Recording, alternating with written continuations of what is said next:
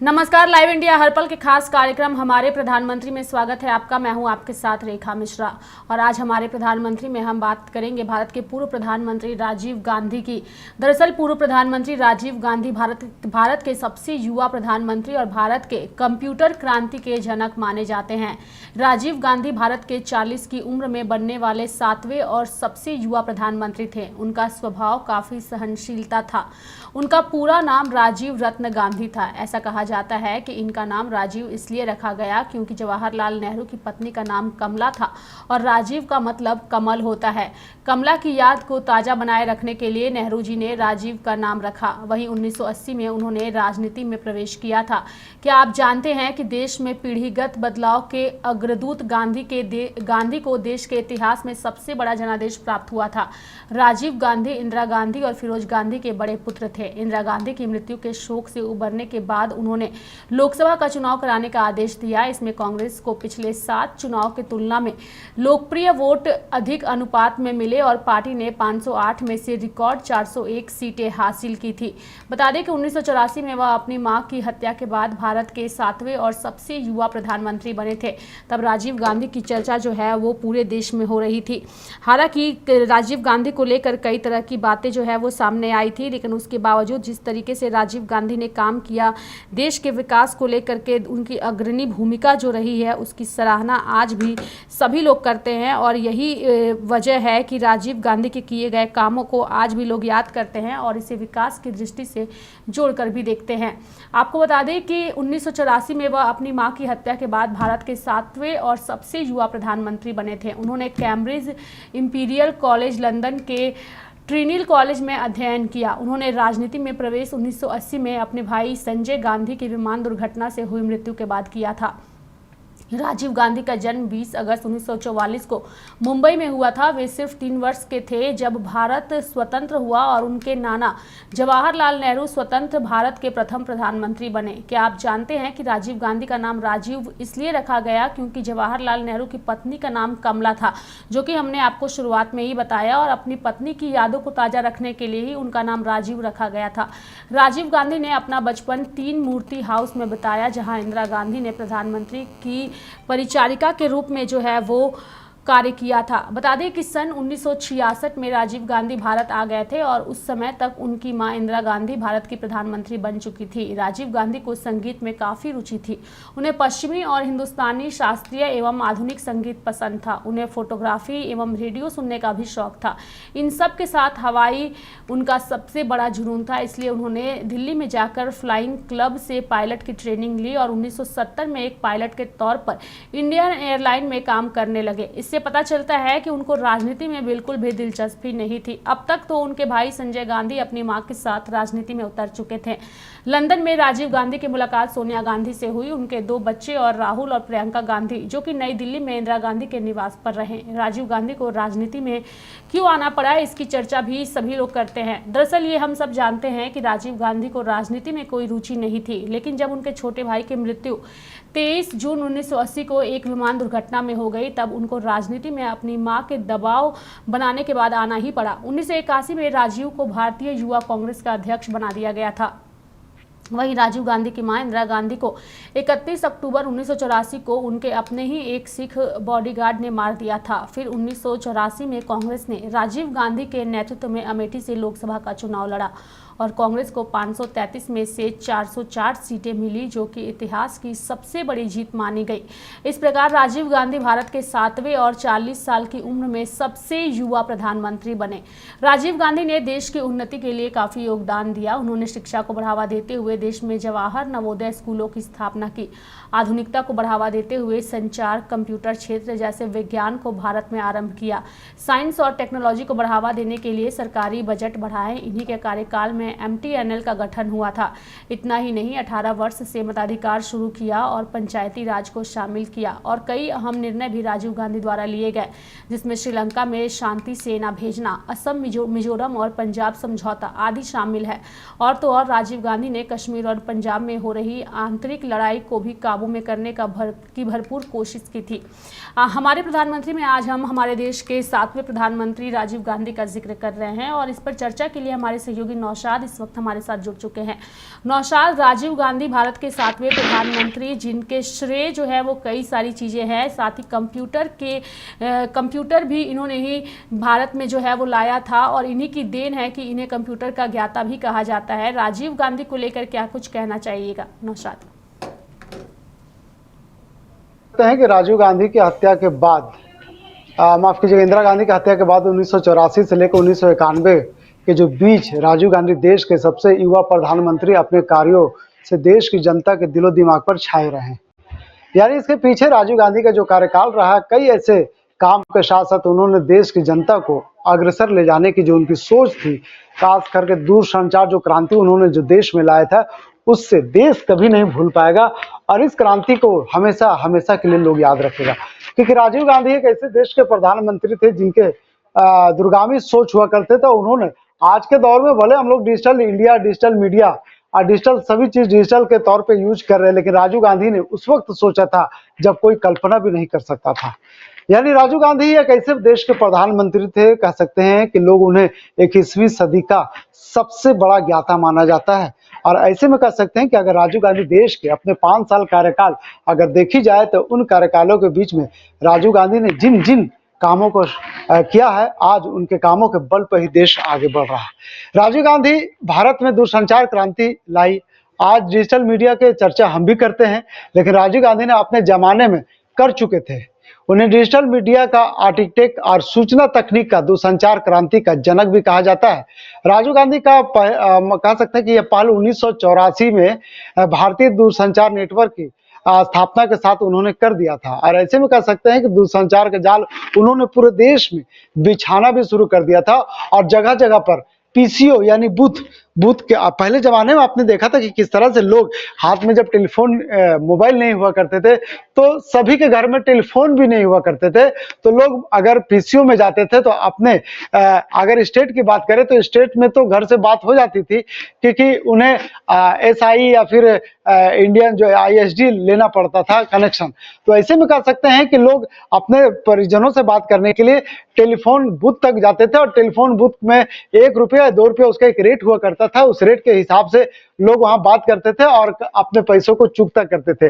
लेकिन पैसा लगता था कोई बड़ी बात नहीं है, लेकिन अपने लोगों से हाल चाल पूछ लेना, अपने लोगों का बात कर लेना, अपने लोगों के बीच में क्या समस्या, दुख दर्द को बांट लेना, ये कम बड़ी बात नहीं है। यानी आप अपनी नजर से तो नहीं देख पा रहे थे, लेकिन हाँ, उनकी आवाज, उनकी जबान, उनकी दिल से जो निकली हुई बात है आप महसूस कर सकते थे।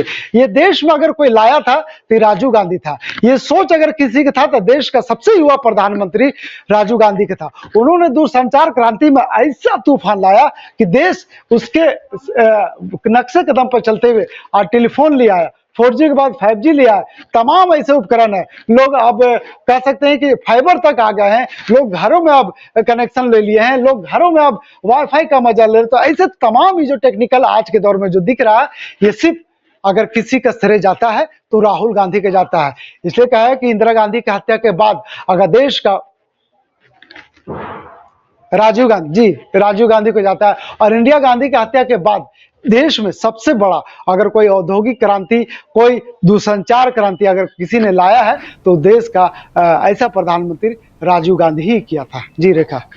बिल्कुल, तो और इसी वजह से जो है राजीव गांधी ने भारत में कंप्यूटर क्रांति के और इन्हीं सब कारणों की वजह से उन्हें कंप्यूटर क्रांति का जनक जो है वो माना जाता है और आज भी उन्हें इसी तरह से उनके कामों को याद किया जाता है। लेकिन सबसे महत्वपूर्ण बात यह है नौशाद की राजीव गांधी भारत में सबसे कम उम्र में वो प्रधानमंत्री बनने वाले 7वें प्रधानमंत्री थे। यानी कि उस दौर में जब लोग प्रधानमंत्री बनते थे तो उनकी उम्र काफ़ी ज़्यादा होती थी, यानी कि 40 साल की उम्र में ही वो 7वें प्रधानमंत्री देश के बने थे। तो सबसे कम उम्र में बनने वाले 7वें प्रधानमंत्री थे नौशाद। देखिए रेखा, कह सकते हैं कि जब इंदिरा गांधी की हत्या हुई और ऐसे में पूरा देश जब हत्यारों के पीछे, यानी आप पूरा देश जान रहा है कि इंदिरा गांधी की हत्या करने वाला कौन व्यक्ति था, उसका पीछे साजिश किसका थी, तो सभी लोग जान रहे हैं। तो ऐसे में कह सकते हैं कि पूरा देश उसमें मारमत थे लोग, क्योंकि आयरन लेडी के नाम से जाना जाती थी और पहली बार उन्होंने जो जिस तरह से शासन किया, शायद उसके शासन को लोग कभी भूल नहीं पाएंगे। उन्होंने आपातकाल जैसे स्थिति को भी देश में लागू किया था। लेकिन जब दूसरी बार चौधरी चरण सिंह के बाद उन्होंने जब सत्ता में आई और सरकार बनाई, तो ऐसे में कह सकते हैं कि जब उनकी हत्या हो जाती है 84 में, और उसके बाद अगला मंत्री, जब देश ये विचार कर रहा था कि अगला प्रधानमंत्री कौन होगा, क्यों होगा, कैसा होगा, क्योंकि बार बार देश के जिस तरह से इंदिरा गांधी के पीछे साजिशें उन लोगों द्वारा रची जा रही थी, हत्या कर दिए थे, तो ऐसे में कह सकते हैं कि इंदिरा गांधी के परिवार कभी डरे और सहमे हुए थे। उसके बावजूद भी राजीव गांधी ने हिम्मत जताते हुए 1984 में कांग्रेस पार्टी ने उन्हें देश का अगला प्रधानमंत्री बनाने का श्रेय दिया। और ऐसे में कह सकते हैं कि जब उन्होंने अपने माता के निधन के बाद जब देश का प्रधानमंत्री बना, और कह सकते हैं कि उनको उम्र मात्र 40 वर्ष के थे, और सबसे कम और पूरे देश दुनिया की युवा राजनीति में उनका एक अलग पहचान थी। और कह सकते हैं कि जब उन्होंने इनकी कमान सौंपी गई, तो लोगों के, युवाओं के, जो उस समय के जो युवा थे, उनके मन में खुशी, जिज्ञासा जाग गया कि अब राजीव गांधी आ गया, शायद देश में कुछ परिवर्तन होगा, देश में कुछ नया आएगा। क्योंकि जब भी युवा देश के लिए कुछ करते हैं तो देश के युवाओं में एक भरोसा जाग जाता है और ये मन कहने लगता है कि अब देश का कुछ होगा। कह सकते हैं कि आपके जिले में, आपके किन्हीं के जिले में भी, या किन्हीं के स्टेट में कोई नया सरकार आती है या कोई नए अधिकारी आते हैं, तो कहीं ना कहीं अब लगता है कि अब मेरे उम्र का, हम उम्र के अधिकारी हैं, हम उम्र के नेता उनसे साफ साफ सब कह पाएंगे। क्योंकि उनको राजनीति तौर पे तो देश के प्रधानमंत्री थे, लेकिन उनकी सोच काफी युवा थी और युवा सोच के साथ वो आगे बढ़ना चाह रहे थे, और हुआ भी वही। आपने देखा कि किस तरह से देश में दूरसंचार के क्रांति के साथ साथ तमाम उन चीजों पर उन्होंने फोकस किया, शिक्षा को लेकर के और टेलीविजन को लेकर के जिस तरह उन्होंने फोकस किया। तो ऐसे में देश को आगे बढ़ाने के लिए, देश को गति को आगे देने के लिए उन्होंने सबसे बड़ा माध्यम दूरसंचार को बनाया, और जगह जगह पे कह सकते हैं कि उन्होंने इसका आविष्कार किया। दूरसंचार के गठन किए गए, दूरसंचार का जो आज जो नेटवर्क देख रहे हैं, दूरसंचार विभाग का जो कार्यालय देख रहे हैं, उन्होंने खोलने का काम किया। और कई जमीनों को खोद करके उसमें तार बिछाए जाते थे उस जमाने में, यानी लोग टेलीफोन के माध्यम से एक दूसरे को जोड़ते थे। यहाँ तक अब ऐसा हो गया कि राजीव गांधी ने ऐसी क्रांति ला दी कि अब नहीं, बल्कि विदेश से लोग भी उनसे संपर्क करने लगे, यानी अब देश के लोग अब विदेश में भी अपने लोगों से संपर्क करे। तो तमाम ऐसे वो क्रांति थे जो शायद देश का युवा नहीं भूल सकता, देश के बुजुर्ग भी नहीं भूल सकता, न देश की महिलाएं भूल सकती है, क्योंकि उन्हीं का देन है आज देश इस मुकाम पे है। आज देश, क्योंकि राहुल गांधी के 21वीं सदी का जनक माना जाता है, और ऐसे में कह सकते हैं कि राहुल गांधी ने जिस तरह से अपने कामों को अंजाम दिया है, और देश अगर 1947 के बाद, माफ कीजिएगा, अगर 2047 में जिस तरह से आज के वर्तमान जो पीएम कह रहे कि हम भारत को शिखर पर ले जाएंगे, ये शिखर पर यूं ही नहीं पहुंचने वाला है, क्योंकि इसमें देश के हर एक प्रधानमंत्री, हर एक जनता, हर एक नागरिक का योगदान है। लेकिन जो जो अभी देश में अभी जिन प्रधानमंत्रियों ने अब तक जो देश को संभाला है, देश को आगे ले जाने का काम किया, उसमें कहीं ना कहीं सभी देश के प्रधानमंत्री का योगदान रहा है। चाहे उनके कार्यकाल 2 दिन का हो, छोटा हो, 10 साल का हो, जितने साल का उन्होंने कार्यकाल रही है, सभी पीएम का योगदान रहा। लेकिन अगर सबसे बड़ा योगदान रहा तो आज के डेट में हम कह सकते हैं कि राजीव गांधी को भूला नहीं जा सकता, क्योंकि इन्हीं के योगदान के बदौलत आज हम आगे बढ़ रहे हैं, देश आगे बढ़ रहा है। कई ऐसे टेक्निकल चीज को आगे ले जा रहे हैं, देश कई ऐसे आसमान पे मार करने वाले चीज बना रहे हैं। तो इसमें कहीं ना कहीं टेलीकॉम और टेक्निकल का जो आज उपयोग जो हो रहा है, इसमें राजीव गांधी का बहुत बड़ा योगदान रहा। जी रेखा। बिल्कुल, राजीव गांधी का योगदान रहा है, जिसको लेकर आज भी उनकी चर्चा होती है। लेकिन अगर हम राजीव गांधी की बात करें नौशाद, तो राजनीति में आने से पहले जो उनके पसंदीदा चीज़ें होती थी, उसमें राजनीति दूर तलक नहीं थी। संगीत में उन्हें काफ़ी रुचि थे, उन्हें पश्चिमी और हिंदुस्तानी शास्त्रीय एवं आधुनिक संगीत राजीव गांधी को पसंद था। उन्हें फोटोग्राफी एवं रेडियो भी सुनने का शौक था। और सबसे अच्छी बात यह है कि राजीव गांधी को जो है हवाई उनका सबसे बड़ा जुनून था, और इसलिए उन्होंने दिल्ली में जाकर फ्लाइंग क्लब से पायलट की ट्रेनिंग ली, और 1970 में एक पायलट के तौर पर इंडियन एयरलाइन में काम भी वो करने लगे थे नौशाद। और इसी से पता चलता है कि उनको राजनीति में बिल्कुल दिलचस्पी नहीं थी, लेकिन अपनी माता की वजह से उन्हें जो है वो राजनीति में आना पड़ा। देखिए रेखा, हम कह सकते हैं कि राजीव गांधी एक ऐसे देश के प्रधानमंत्री रहे जिन्होंने अपने परिवार में कई जनों को खो चुके हैं। गांधी परिवार आज कई लोगों को, अपने लोगों को खो चुका है। आज यही वजह है कि देश में अगर किसी कह सकते हैं कि सबसे ज्यादा शासन करने का नाम अगर गांधी परिवार का आता है, कांग्रेस का आता है, तो सबसे ज्यादा देश में शहीद होने का उन परिवारों को, राजनीति हत्या जिस तरह से की गई, अगर सबसे पहला नाम आएगा तो राजीव परिवार का आएगा, गांधी परिवार का आएगा, इंदिरा परिवार का आएगा, नेहरू परिवार। ये तमाम ऐसे लोग हैं जिनका नाम सबसे ऊपर आता है। और आपने सच कहा कि राजीव गांधी कभी भी राजनीति में नहीं आना चाहते थे। वो देखे, उन्होंने देखा कि किस तरह से हमारी माँ की हत्या हुई, किस तरह से अगर बात करें तो उनके जो दादा थे पंडित नेहरू, माफ कीजिएगा नाना थे, तमाम ऐसे चीजों को उन्होंने जिस तरह से देखा है अपनी नजरों से, उन्होंने राजनीति को किनारा कर लिया था, अपने आप को किनारा कर लिया था। इसलिए शिक्षा के लिए उन्होंने दूर चले गए और कह सकते हैं कि 1970 में प्रधानमंत्री बनने से पहले उन्होंने इंडियन एयरफोर्स ज्वाइन कर लिया था और पायलट बनने का जो सपना था उस वक्त वो पूरा कर लिए थे और यहाँ तक उन्होंने फ्लाइट भी उड़ाना शुरू कर दिया था। तो ऐसे में उसका सपना लगभग पूरा हो चुका था। देश के लिए उन्होंने इंडियन एयरफोर्स को ज्वाइन कर लिए थे। कह सकते हैं कि उनकी मुलाकात काफी गहनता के साथ उनकी दोस्ती हुई थी। वो देश के महानायक अमिताभ बच्चन उनके काफी करीब रहे हैं और ऐसे में कह सकते हैं कि जब अमिताभ बच्चन जिस व्यक्ति के काफी करीब रहा तो वेस्टर्न और इंडियन दोनों संगीत को काफी प्यार करते थे और अक्सर लंदन आया जाया करते थे।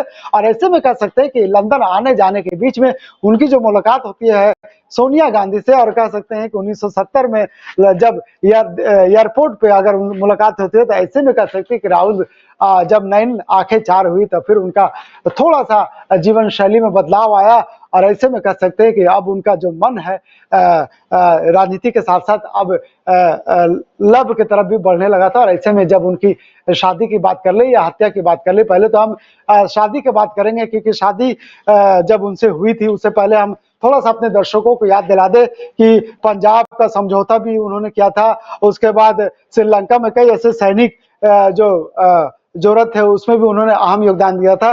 तो सबसे पहले हम राजीव गांधी का वो दिन याद करेंगे जब उन्होंने शादी का प्रस्ताव रखा था और शादी भी ऐसे वक्त में हुई कि रिसीव करने के लिए जब उन्होंने दिल्ली गए थे तो उस समय अमिताभ बच्चन के आवास में भी उन्हें रुकने का मौका मिला था। और ऐसे में कह सकते हैं कि राजीव गांधी और अमिताभ बच्चन, जो सदी के महानायक अमिताभ बच्चन, एक दूसरे के काफी करीब रहे हैं। और राजीव गांधी चाह भी रहे थे, जब उन्होंने देश का प्रधानमंत्री बना था, वो चाह भी रहे थे कि देश का महानायक अमिताभ बच्चन उनके राजनीति दोस्त बन जाए, उनके करीब आ जाए। लेकिन उन्होंने बनना भी स्वीकार किया था। लेकिन कुछ दिनों के बाद, कुछ वर्षों के बाद उन्होंने राजनीति से पूरी तरह से संन्यास ले लिया और आज तक उन्होंने राजनीति को कभी तरफ देख करके झांकना भी पसंद नहीं किया। तो सबसे पहले हम अपने दर्शकों को बता दें कि राजीव गांधी के शादी के बारे में कुछ या कुछ उनकी ताजा या जो पल है वो ताजा कर लेते हैं। राजीव गांधी लव काफी पॉलिटिकल रहा है। जब राजीव गांधी ने जब इंदिरा गांधी से माफ कीजिएगा, सोनिया गांधी से जब लव हुई थी तो उनका लव भी काफी पॉलिटिकल तरीके से गुजरा है। यानी कह सकते हैं कि उनकी करियर में पॉलिटिकल के साथ साथ लव भी पॉलिटिकल रूप ले लिया था। और ऐसे में कह सकते हैं कि जब उनकी भनक उनके माता पिता को लगा तो कहीं ना कहीं उनके दिलचस्पी से दूर करने की कोशिश की। और काफी, क्योंकि एक यंग थे, बहुत कम उम्र में उन्होंने सोनिया गांधी को देखा था, तो ऐसे में कह सकते हैं कि सोनिया गांधी की तरफ उनकी दिलचस्पी काफी बढ़ गई थी। और राजीव गांधी से उनकी पहली मुलाकात अगर हम चर्चा करते हैं तो उस दौरान हम कह सकते हैं कि उनकी पहली मुलाकात लंदन में हुई थी। और ऐसे में कह सकते हैं कि जब वहां पे उन्होंने देखा था, अपने परिवारों के बीच में उन बातों को रखा, सबसे पहले उन्होंने अपने जो करीबी दोस्त उनको बताने का काम किया। उसके बाद उन्होंने हिम्मत दिया और कहा कि अपने माता पिता के बीच में रखने का काम किया जाए। फिर उन्होंने रखा, भले उनके माता पिता नाराज थे, लेकिन अंततः यही हुआ कि 13 जनवरी 1968 को दिल्ली एयरपोर्ट पर सोनिया गांधी उतरती है और सीधे राजीव के भाई जो है उस समय संजय गांधी साथ गए थे, उन्होंने सोनिया गांधी को रिसीव करते हैं और अमिताभ बच्चन के जो परिवार था वहां पे गए थे और वहां पे 1968 में ले जाकर जब रखा था तो उन्हीं के आवास में ही शादी की जो रस्में हैं वो निभाई गई थी। तो तमाम ऐसी चीजें हैं जो लोग आज भी याद करते हैं। और अगर हम बात करें राजीव गांधी की अगर हत्या की, तो काफी उस दिल दहला देने वाला हत्या था। 1991 की घटना लोग आज भी याद करके सहम जाता है, ठहर जाता है, क्योंकि राजीव गांधी की हत्या नहीं हुई है। राजीव गांधी को जिस तरह से बम प्लांट किया गया था आरडीएक्स के, एक महिला के द्वारा पैर छूने के बहाने उन्हें बम से उड़ा दिया गया था तमिलनाडु में। और ऐसे में कह सकते हैं कि जब उनकी हत्या हुई थी तो पूरे देश में हाहाकार मचा था। और राजीव गांधी के हत्या के पीछे जिस व्यक्ति का नाम पूरा देश ने सुना था, चौंक गया था, क्योंकि ये काफी प्लांट हत्या थी। और पहली बार ने देश ने देखा कि बम प्लांट भी लोगों के मानव शरीर में किया जाता है। और जिस तरह से मानव शरीर में बम प्लांट किया गया था और उन्होंने माला पहनाने और पैर छूने के बहाने जिस तरह से महिला झुकी थी और बम ब्लास्ट हुआ था, तो ये काफी भयावह स्थिति थी। इस घटना में देश के प्रधानमंत्री के साथ साथ 14 देश का नागरिक भी की शहीद भी हुए थे। तो ऐसे में कह सकते हैं इस घटना लोगों को झंझोर करके रख दिया और पूरे देश में क्योंकि हाहाकार मच गए। राजीव गांधी जिस समय उनकी हत्या हुई थी उस समय राहुल गांधी बहुत छोटे थे। उन्हीं राहुल गांधी के साथ साथ अगर प्रियंका गांधी उनसे 2 साल के छोटी है, वो भी काफी छोटे थे। तो ऐसे में पूरी जिम्मेवारी सोनिया गांधी पा जाती है और कांग्रेस परिवार पा जाता है। और जिस तरह से सोनिया गांधी ने अपने परिवार को संभालने का काम किया है राजीव गांधी के बाद, जिस तरह से सोनिया गांधी ने देश को आगे बढ़ाने का काम किया, तो ऐसे में कह सकते हैं कि आज राजीव गांधी और गांधी परिवार को शायद पूरा देश नहीं भूल सकता। थोड़ा सा हम चर्चा कर लेते हैं कि क्या हुआ था जब तमिलनाडु की घटना जब अपनाई गई थी, जब राजीव गांधी की हत्या की गई थी। 1991 का दिन था रेखा, और कह सकते हैं को साल पूरा देश याद कर सकता है। भारत के तमिलनाडु के श्री परम धाम में एक सभाएं चल रही थी। उस सभाएं में एक महिला पहुंचती है और महिला सीधे पैर छूने का प्रयास करती है और पैर छूने के बहाने जैसे ही झुकती है, आत्मघाती बम उस महिला के शरीर से फट जाता है और राजीव गांधी के वहां पे चिथड़े उड़ जाते हैं। कई लोग उसमें 14 लोग के हम मुझे जो याद है 14 लोगों की जानें चली गई थी। और करीब करीब इसमें आसपास के जो लोग थे उस घटना को आज भी जब लोग याद करते हैं तो सहम जाते हैं। और उस घटना को लेकर के राजीव गांधी की मौत हो जाती है, गृह युद्ध जैसा पूरा माहौल उत्पन्न हो जाता है, लोग अफरा तफरी का माहौल देखने लगते हैं। इस घटना के पीछे जिस व्यक्ति का हमने नाम ले रहा था, चंद्रशेखर राम पिल्लई, ये एक ऐसे व्यक्ति थे जिन्होंने राजीव गांधी की हत्या के पीछे पूरा साजिश रचा था। और साजिश के पीछे आपने देखा कि किस तरह से उनकी राजनीतिक हत्या की गई। तो शायद देश का प्रधानमंत्री राजीव गांधी जब हुए थे, जब उनकी हत्या हुई थी, जब शादी थी, तो पूरा देश बहुत अच्छा चल रहा था। दूरसंचार के माध्यम से आज भी लोग उन्हें याद करते हैं, लेकिन राजीव गांधी का देश कभी याद भूल नहीं सकता। राजीव गांधी के कार्यकाल को कभी लोग नहीं भूल सकता। राजीव गांधी के द्वारा किए गए कार्यों को लोग कभी नहीं भूल सकता। भूल नहीं सकते। आज भी लोगों के जेहन में उनके कार्यकाल के साथ साथ उनकी उपलब्धियां और साथ ही उनकी मृत्यु किस तरीके से हुई थी आज भी लोगों के जेहन में है। और राजीव गांधी की मृत्यु के बाद से ही देश के प्रधानमंत्रियों को लेकर के सुरक्षा व्यवस्था भी बढ़ा दी गई थी। और आज किस तरीके की सुरक्षा व्यवस्था है ये सभी जानते भी हैं, चूँकि जिस तरीके से लगातार देश में प्रधानमंत्रियों की हत्या हुई थी, चाहे वो इंदिरा गांधी की बात करें या राजीव गांधी की बात करें, उसके बाद से ही देश में जो है वो एक अलग तरह की क्रांति नजर आई थी, बदलाव की क्रांति भी नजर आई थी और साथ ही इमोशनली भी काफ़ी अलग क्रांति नजर आई थी। लेकिन देश के प्रधानमंत्रियों की सुरक्षा जो है अब काफ़ी चौकस कर दी गई है और इस तरीके की घटनाओं पर एक तरीके से देखा जाए तो रोक भी लगा दिया गया है। बहुत बहुत धन्यवाद नौशाद हमारे साथ जुड़ने के लिए और तमाम जानकारियां देने के लिए। तो राजीव गांधी ने देश की उन्नति के लिए काफ़ी योगदान दिया। एक बार फिर से मैं दर्शकों को याद दिला दूं कि राजीव गांधी ने शिक्षा को बढ़ावा देते हुए देश में जवाहर नवोदय स्कूल की स्थापना की, आधुनिकता को बढ़ावा देते हुए संचार, कंप्यूटर क्षेत्र जैसे विज्ञान को भारत में आरंभ किया, साइंस और टेक्नोलॉजी को बढ़ावा देने के लिए सरकारी बजट उन्होंने बढ़ाए और इन्हीं के कार्यकाल में MTNL का गठन हुआ। इतना ही नहीं, 18 वर्ष से मताधिकार शुरू किया और पंचायती राज को शामिल कर कई अहम निर्णय राजीव गांधी द्वारा लिए गए, जिसमें श्रीलंका में शांति सेना भेजना, असम, मिजोरम एवं पंजाब समझौता आदि शामिल है। और तो और राजीव गांधी ने कश्मीर और पंजाब में हो रही आंतरिक लड़ाई को भी काबू में करने की भरपूर कोशिश की थी। तो हमारे प्रधानमंत्री कार्यक्रम में आज हमने आपको राजीव गांधी के बारे में बताया, उनके जीवन की रोचक और उनके जीवन से जुड़ी कुछ महत्वपूर्ण बातों को बताया। आगे भी हम आपको हमारे प्रधानमंत्री कार्यक्रम में भारत के तमाम प्रधानमंत्रियों के बारे में बताते रहेंगे। तो मेरे साथ फिलहाल इस खास कार्यक्रम में इतना ही। आप देखते रहिए लाइव इंडिया हर पल। नमस्कार।